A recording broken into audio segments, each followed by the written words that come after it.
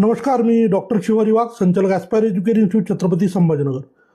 विद्यार्थी मित्रांनो, महाराष्ट्र सिटी सेलच्या वतीनं MBBS BDSच्या चौथ्या राऊंडची चॉईस फिलिंग काल म्हणजे 12 नोव्हेंबरपासून सुरू झालेली होती.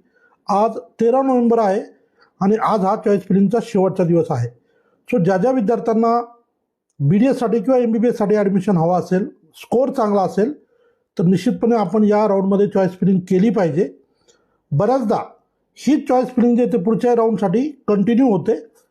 या राऊंडनंतर जर काही सीट्स वेकंट राहिल्या तर या चॉईस फिलिंगच्या आधारावर मेरिट बेसिसवर पुढच्या राऊंडमध्ये सुद्धा अलॉटमेंट दिली जाते.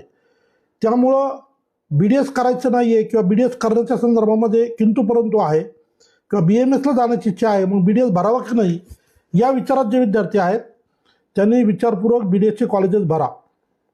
जर उद्या तुम्हाला BMS भेटलं नाही आणि मग जर तुम्हाला वाटलं की आपण आता BDSचे कॉलेज भरूया, तर जरुरी नाही की पुढच्या राऊंडला सुद्धा चॉईस फिलिंग ओपन होईल. यापूर्वी असं बऱ्याचदा झालेलं आहे.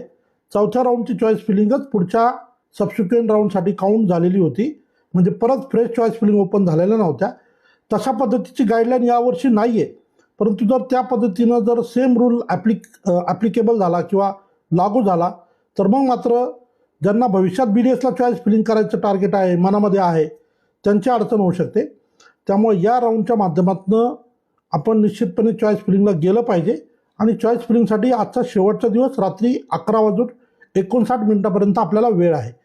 सो जे विद्यार्थी MBBS BDSच्या या चौथ्या राऊंडमध्ये भाग घेऊ इच्छितात, विशेष करून ज्यांना BMS पाहिजे पण BDS त्यांना ऑप्शन म्हणून घ्यायचा असेल किंवा कमी स्कोर आहे, BMSची वाट पाहत आहे, मिळण्याची शक्यता कमी असेल, तर BDS मात्र काही अंशी कट ऑफ तिथं कमी राहतो, मिळू शकतं.